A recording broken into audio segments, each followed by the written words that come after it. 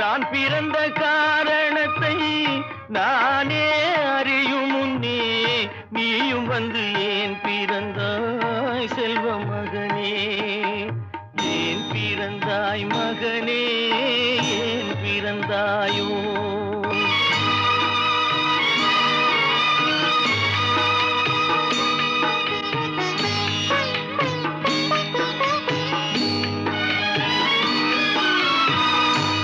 கால்கள் விளங்காத கணவன் குடிசையிலும் காதல் மனம் விளங்க வந்தாள் அன்னையடா.